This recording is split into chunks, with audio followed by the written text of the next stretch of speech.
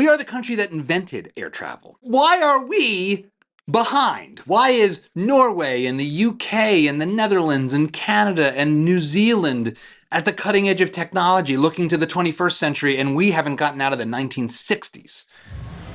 Hey there, friends. Welcome back to Dad Saves America. John Popola here, and I thought I would take this Friday to try to understand what is going on in America's increasingly not so friendly skies. Tonight, passengers flying to or from Newark Liberty International Airport are experiencing long delays and cancellations. The busy airport outside New York City has been hit by disruptions all week long with no end in sight. I used to live just outside of Newark, and this was my home airport for half a decade.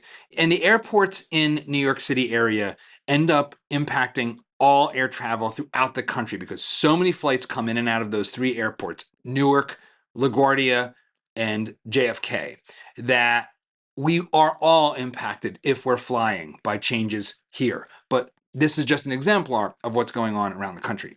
This airport was already hamstrung by runway construction, and now some air traffic controllers have walked off the job. It's day 6 of long delays, cancellations, and frustrations. It's crazy. This week, 20% of the air traffic controllers for Newark Liberty International Airport walked off the job. The FAA confirming and one airline official noting equipment failures preceded the job action. The situation so unsustainable, United Airlines canceling 35 round-trip flights per day from Newark. After a number of system outages, controllers' screens essentially went dark for up to 90 seconds, losing the ability to track aircraft at a key facility handling traffic in and out of Newark. It was a breaking point for about a half dozen controllers who requested trauma leave due to the working conditions, allowing them to essentially be off the job for up to 45 days. And as I understand it, this is a punishingly stressful job. It is one in which, as you'll hear, staffing problems result in people working 6-day weeks, 10 plus hours a day. And it is pretty stressful, pretty rough. So I can understand being traumatized by what's going on.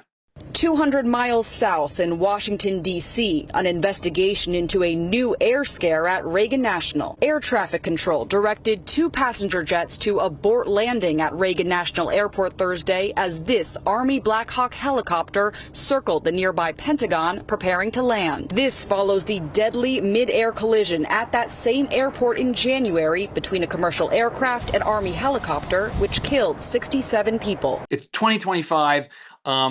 We are the country that invented air travel. So why is it so off the rails? Air traffic controller is at an all-time low in staffing. Now it's hit to a critical point where this can't be sustained. We currently have 10,800 certified professional controllers, where we need 14,633. That's roughly a deficit of 26%. The shortage is not new and has been around similar levels for the last decade. But recent events, despite not necessarily errors of air traffic control, are calling more attention to the importance of filling these jobs. I just had Mike Rowe in the studio yesterday. That'll be coming out next Thursday. We hear a lot about the need for good paying jobs in this country. And air traffic control, while stressful, is a really good paying job. In fact, the median pay for air traffic controllers is $145,000 a year. So the notion that this entirely government-run system can't fill a gap of 3,000 jobs just seems absolutely baffling to me, and probably to you as well. How could we have a decade of sustained lack of air traffic controllers? It's like, how is this possible? We're spending a lot of money. That is what I'm going to try to help you and me understand. The investigation continues into that deadly collision between an American Airlines jet and a Black Hawk helicopter near Reagan National Airport. Air traffic control tower staffing deemed not normal, but it's not deemed unsafe under FAA guidelines. The NTSB said there was one person handling helicopter and airline traffic, when typically there would be one for each. The Federal Aviation Administration has limited flights in congested areas like New York because the number of controllers are insufficient. On blue sky days last year, so days with no weather in the system, 68% of our delays were because of air traffic control restrictions. We have a delay in New York every single day, no matter what the weather is, because they're simply understaffed. Every single day, blue skies, and there's delays. This is a government monopoly, folks. This is something that we need to look at really, really carefully. But of course, it's a government monopoly in a certain sense for a reason, because the skies are a commons. And so the argument for why the government needs to play some role in regulating air traffic control is that the skies are a commons. They don't have the kind of private property rights that make it possible to, say, manage land or even build roads. You can actually have private roads. A lot of the roads in America are private. The skies is different. Why is our government so bad at this? Well, there's several reasons. Another concern is the aging systems used by the FAA. After an outage in 2023 that grounded thousands of flights, the FAA determined that 51 of its 138 systems that provide things like communications are unsustainable and need to be modernized. They're frustrated. They're angry about having to use this old equipment. Transportation Secretary Sean Duffy says cracks are showing in the nation's aging air traffic control system. The delays that we're now seeing in Newark is what's going to continue to happen around the country. Duffy is expected to announce a multi-year plan to overhaul and update the system this week. This is actually the systems that our air traffic controllers use. Look at this stuff. And I'm going to come back to this because it's as bad and worse as this looks. It is old. It looks like it's out of the 70s and 80s. Because it literally is out of the 60s and 70s and 80s tech. You can't build anything on top of the system that we now use. It's so old. So you can't upgrade it. You can't add to it. New technology comes out and you can't deploy it. Technology that's going to make us more efficient and safer can't be deployed on what we have in America. So we have two problems. We have a fundamental staffing problem, not enough people filling critical roles, and we have a technology problem. We are using ancient technology. Before we dive deeper into that, I just thought I'd play this quick video about what air traffic control actually is, because if you're like me, I didn't really know. From the start of any flight, it's under the watch of the Airport Traffic Control Tower, which provides clearance for takeoff, then follows the departure on the first few miles of its flight. When the aircraft leaves the immediate airport environment, it is handed off to a Terminal Radar Approach Control Facility, or TRACON. Controllers at TRACONs handle traffic for a radius of about 40 miles and up to 10,000 feet high. Once the aircraft climbs beyond the TRACON's airspace, it is handed off to an Air Route Traffic Control Center. There are 24 centers across the country in the Pacific and the Caribbean, each handling a designated segment of airspace. At the end of the journey, the opposite process happens. The aircraft descends down to the receiving TRACON, then to the airport tower as it lands and taxis to its gate. Each major airport has a tower where controllers monitor all aircraft taxiing, taking off, and landing at the airport. Each control tower owns the airspace up to 3,000 feet above and a radius of 5 miles around the airport. Controllers in TRACONs monitor aircraft in departure, descent, and approach. TRACONs can handle air traffic for several different airports in an area. The 24 centers monitor aircraft during cruise altitude. Controllers here sometimes handle dozens of flights at once. I know this is a nitpick, but even this little drawing, what do you got? You got the African-American air traffic controller. You got the female air traffic controller. It's like, it's fine. I don't have a problem with that. I don't care what you look like or which genitals you have if you're going to be good at your job as an air traffic controller. But as we'll see, the FAA has cared, and that's expressed in this animation. But why don't we have enough of these people? What's going on? Well, one perspective, especially right now, is, of course, that this is all Doge's fault, that this is the draconian to the bone cuts to the FAA that is causing all of our problems. Senator Schumer, do you believe then that Doge is to blame and these cuts are to blame for what you are seeing in the air right now? All the reports we get from people who work there is the cuts have hurt and there's no rhyme or reason to them. They're just cutting for cutting's sake, and it's very bad. And we talk to people who are in the towers. So this is the claim being made by people that want to make this entirely political. And in a certain sense, it is political. It has to be political because our politicians run air traffic control.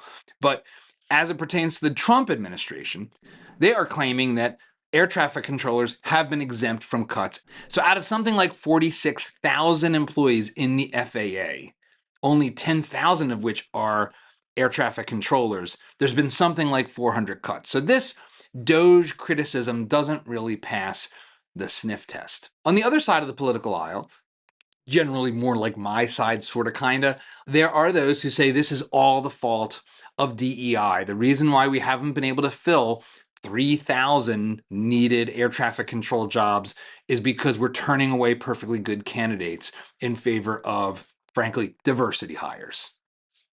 Now, before I show a clip that will underpin that, what is going on writ large? Over the last 8 years, we've had 146,000 applicants, and we've hired 7,905 of those. So less than 10% of the people that apply for the job actually make it to the academy and then graduate to go out into the field.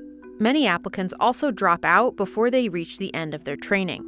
So last year in FY24, our goal was 1,800 controllers. We hired 1,814 of folks that will go through the academy, but we'll lose 35% of those at the academy. We'll lose another 20% once they get in the field on the job training. So we don't net 1,800 controllers. Traditionally, people will get through the maps, they'll get through the written test, and it's when they get into the simulation and the actual practicality of the job that we lose most people. The interest starts out high, and then as you see the stresses, the pressure, the continuous learning, the millions of decisions that you have to make every day, and you have to be perfect.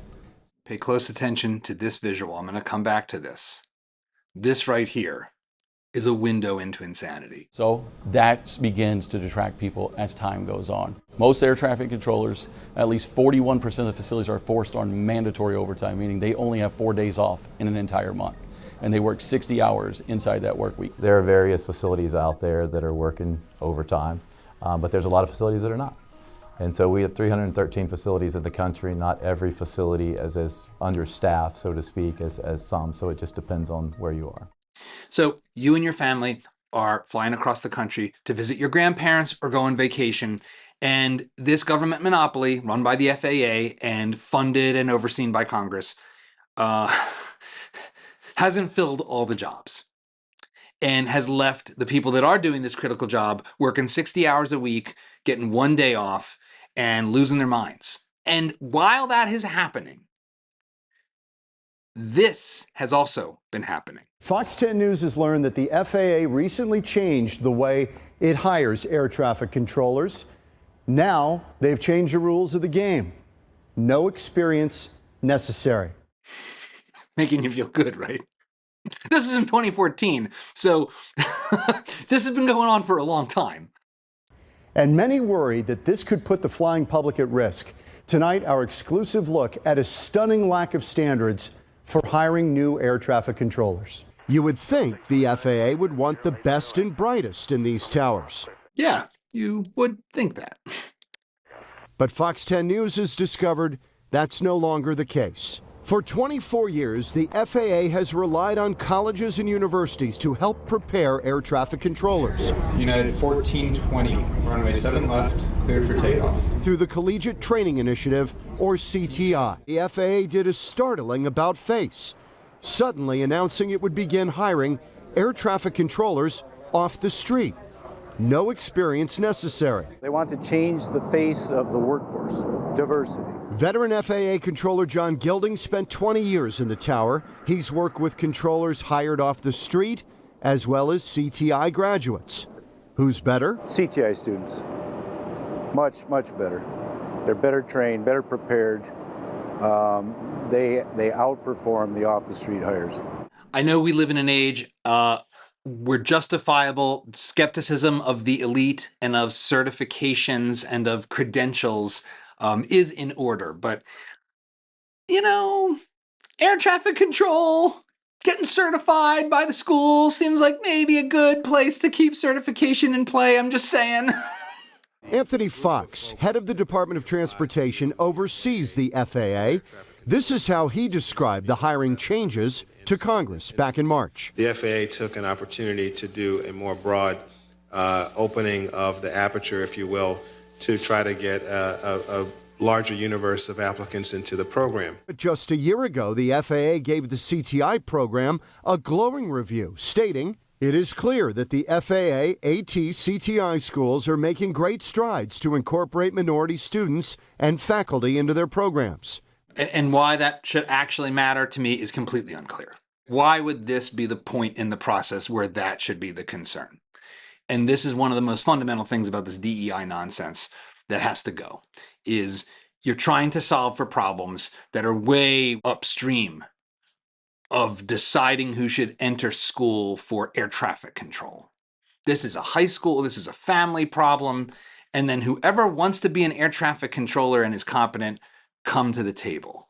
This is off the rails, or dropping out of the skies, as we see. But apparently the diversity numbers are not to the liking of some within the FAA.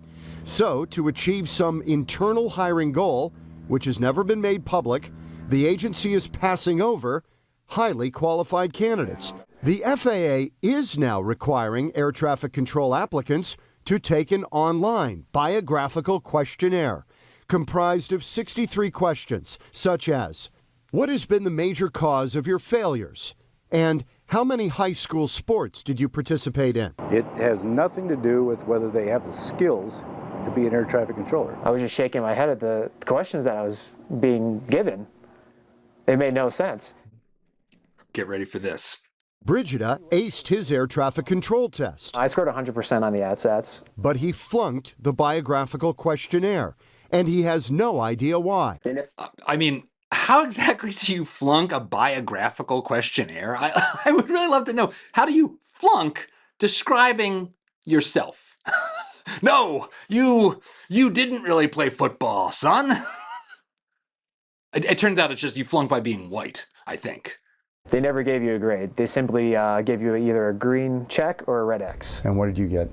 Red X. He's out. 9 out of 10 CTI graduates failed the biographical questionnaire, effectively washing them out. Former air traffic controller John Gilding says it's potentially putting the flying public at risk. Not potentially, actually. If you're going to climb on an airplane, or you're going to put grandma on an airplane, or you're going to put your kids on an airplane, do you want a well-skilled, highly competent, a talented person working that airplane? Or do you want some high school dropout that's got his hat on backwards being the person guiding the airplane? One other note, hiring off the street is very, very expensive because the government has to pay to train people, many of whom will eventually wash out. They don't make it. Having colleges train air traffic controllers has saved the government over tens of millions of dollars through the years. And remember, every time you hear the government, just think your pocket, because the government doesn't have any money. They take it from us. So if that makes steam come out of your ears, it should, because it's obviously ridiculous. It's a complete abdication of the responsibility of our agencies to do things that they are tasked with doing, or in this case, powers that they have assumed and taken control of, like the FAA. Because before the FAA, the airlines, which were private because the invention of the airplane was private, all of this was private, invented by private enterprise. And they did create an early version of the FAA because the emergent airlines knew they needed something like that. So be it. We have an FAA, and this is the kind of stuff they're doing. This isn't the only thing wrong, though, because if you happen to have made it through the gauntlet and had a great background, you're still confronted by the fact that our technology sucks, that we are living in some technological backwater when it comes to doing this job and keeping our planes in the air. And this is a video from 2019. Whether it's on the news or in movies, you've probably seen these before. They're called flight strips. And they're typically computer printouts of individual flights that air traffic controllers can then manually move around to help manage those flights. There's those things I was telling you to look out for. It looks like the kind of thing you would see in a 1989 Ukrainian hospital. But you won't find them in the tower in Vancouver. There are strips here, but they're all electronic. So by 2010, it was in use in every operational facility in Canada. Greg Dansereau manages tower terminal operations. For Canada, he says, it's a big change from the way they used to do it. But Canada's air traffic control system is different in another way. Unlike the FAA, it is not run by the government. It is a private, not-for-profit corporation that makes its money largely from fees charged to the airlines. It was once part of the government, but went private 23 years ago. It was a time when the country was really kind of strapped for cash. Mark Miller is an aviation journalist and pilot. Privatizing the air traffic control system seemed to make sense. It generated cash, and it offered an opportunity to make the system more efficient. Because when you actually have to manage a budget and only earn revenue by providing a service to the user, which is the way these user fee-based versions of air traffic control work, you suddenly have what's called incentive alignment. Oh, if we adopt new technology, it drives our costs down. It even drives our labor costs down because you don't have to be stressed out moving around little pieces of plastic to try to keep planes in the air. You can use a computer. That's how things work. That's why private enterprises, competitive enterprises do better than government monopolies whose funding is not really relevant to how you're performing or the value you're creating for the user or the customer. So Canada went this way. And a little side note is, this is part of a broader sort of embrace of freer market, smaller government policy in Canada in the 90s, and put forward by an actual left of center Canadian government. And that is because, unlike we in the US, Canada can't issue the world's safest asset. We do it. It's called the US dollar. But Canada, if people aren't buying Canadian bonds, they're in deep trouble real quick. And that was happening in the 90s. And that's why Canada found itself looking towards privatization of things like air traffic control. Our NavCan Suite Tower Solutions. This country's private air traffic control monopoly has a name, Nav Canada. And the technology it's developed is now sold to other countries. Its air traffic management system recently installed at London's massive Heathrow Airport. But not sold to us! The tower at London's Heathrow Airport is hiding a secret. While air traffic controllers at the top of the tower direct planes to take off and land using sight, radar and voice, 658, T7 right, clear to take off, wind 3009. Hidden 200 feet down in the base of Heathrow's tower lies the next generation of air traffic control, the digital AI tower. Here, companies are testing whether high-definition cameras and AI algorithms could bring air traffic control into the 21st century. That's because while air traffic has increased fivefold over the past 4 decades, the method for managing air traffic hasn't really changed much at all. So while towers have become an iconic part of any airport, this technology could be their demise. Here's how digital towers are reshaping airports. What you're seeing here isn't a window. It's a live feed from an array of high-definition cameras mounted here, just below Heathrow's tower, which are stitched together to create a panoramic view of the runways. So the views behind me are the views that the controllers see out of the window, and in fact, to the millisecond are seeing out of the window as we speak now. The system is being run by NATS, a company that provides air traffic management services to the UK. Andy said that as well as showing the view from the tower, an algorithm is overlaying radar information on each aircraft. Of course, this is the kind of stuff that you see in an Uber. So, but here we are. Making it far easier for a controller to identify which plane is which. Now, while this technology may seem somewhat futuristic, aspects of it are already in use today. If you've ever landed at London City Airport in the UK, you may have assumed that this traditional control tower looking building was where the air traffic controllers sit. But they're actually in a digital tower over 70 miles away in this building near Southampton, viewing cameras from atop this tower adjacent to the airport's runway. And in Norway, this digital tower hub, run by airport group Avinor, is being used to provide remote air traffic services to 9 airports across the country, and is set to expand to 21 by the end of the decade. Why are we behind? Why is Norway and the UK and the Netherlands and Canada and New Zealand at the cutting edge of technology looking to the 21st century, and we haven't gotten out of the 1960s? For now, while digital towers are going online around the globe, they remain uncertified in America, and it's set to be over 3 years before any remote tower system gets the green light. The thing that is just so striking as I've spent today looking at this footage is how little it's changed here. So you've seen what the cutting edge looks like. If you go back to these old newsreels, it should be upsetting how little's changed here in the States. Why, hello, Mr. Craig. I didn't recognize you. It's been a long time since you've flown with us. Hope you have a nice trip. Well, thank you. I'm sure I will. You some kind of celebrity or something? Hardly.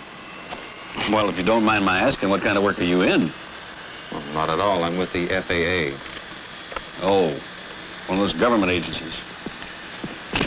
I like this guy already. Who? One of those government agencies. This is how we all talked back then, of course. Listen to this explanation and pay attention to the visuals from the 1960s. Where many air traffic controllers work to control the flights of aircraft on instrument flight plans through their particular area. They keep track of all aircraft under their control, 24 hours a day, 365 days a year. Planes in. Look at this thing. Look at this. There it is. Planes going up and coming down. Now, here's today. Can then manually move around to help moving these things around. It's a system literally, I think that might literally be the exact same plastic. Why would you want to work this kind of job? You don't, which is why they can't fill the 3,000 roles they have, on top of all the DEI nonsense and the not getting the most qualified candidates and letting people wash out from the street, etc., etc. But here's the thing. This has been understood as a problem here forever. Every administration for the past 30 years has claimed they were going to fix this. In fact, back in 2003, there was a new initiative called Next Gen that was going to modernize America's air traffic control. And the video, which by the way was already years later, is a treat. As an airline passenger, you may barely notice the changes taking place over the next 10 years to improve your flight. Did you hear that? You may barely notice what we're doing to improve the flight. But you will appreciate the increased safety, environmental benefits, and reduced delays as the next generation air transportation system is adopted.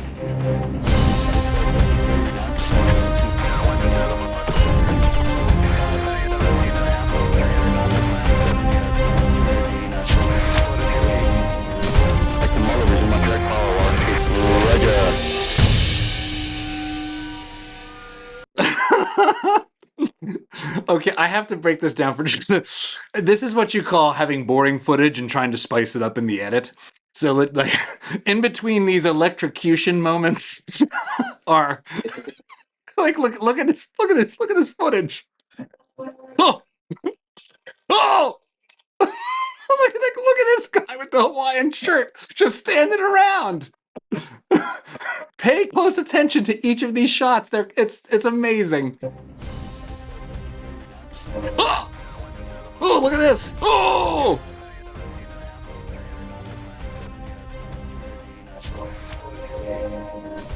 Oh!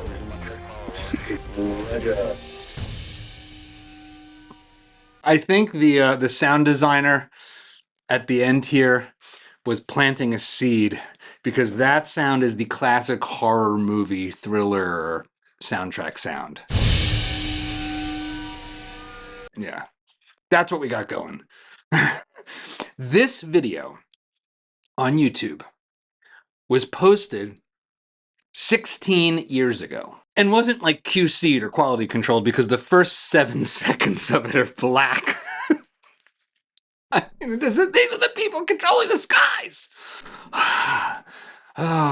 When you look back, okay, December 12th, 2003, Congress passed the Vision 100 Century of Aviation Reauthorization Act, which establishes the Joint Planning Development Office to manage work related to the next generation air transportation system. And then you can, this is off of the FAA's website, and then you can proceed to scroll through the fact that it's a timeline of not doing any of this. I'm sure it cost tens of billions to not do any of it, though. And so this is where we are. The president and the current head of the FAA has put forward a rhetoric of a plan of some kind. And let's have a quick listen to that. We're going to rebuild some towers We're going to rebuild some TRACONs. We're going to rebuild some centers. Not all of them, but we're going to rebuild a few of them that need to be rebuilt. So there'll be some bricks and mortar to this plan. However, everything else is really easy. Everything else that controls the airspace is going to be brand new. All new hardware, all new software is going to be built into this brand new air traffic control system. Then, like your iPhone, you can actually get updates. You can build on top of what we are going to have in place. So as new technology becomes available, we can actually deploy it. And we're going to build upon the safety, build on the technology, build on innovation that's going to happen in this country to continue to make airspace safer and more efficient. So we want to build this in 3 to 4 years, and we can do it with the help of Congress. As you saw, this is all well and good, except that this is still fundamentally wrong. We should be doing what our friends to the north have already done and did back in the 90s, and that is we should spin out air traffic control to a separate enterprise like a public utility, like the electricity utility that delivers electricity, that powers all of this, and is funded by fees. That is what should be done. That would be a transformation, and then that would empower the organization doing it to actually keep us safe in the air, drive down costs, and make life better, faster, more efficient for all of us. There's a great and lengthy and nerdy paper you can check out by Robert W. Poole that goes into this in detail. We'll put a link over at dadssavesamerica.com if you want to geek out on this. But the comparisons between us and Canada and basically everywhere else are stark. And they're a perfect example of why throwing money at a problem doesn't solve it. You need to change the institution. You need to change the incentives. I don't expect, frankly, the Trump administration to make much progress unless they take a step back and say, we're going to do the Canadian way. Maybe that will mean like we just have to import Canada as a 51st state. But how about we just import the Canadian idea of privatizing air traffic control so that all of us can get to our destinations this summer and see our families and go on vacation without fear that a military helicopter is going to crash into our plane as it lands. Anyway, I hope this has helped you understand this thing that frankly, most of us don't understand, and for good reason, but it impacts all of us who travel. Again, we'll put links to the references and research over at dadssavesamerica.com, and I hope you have a great weekend.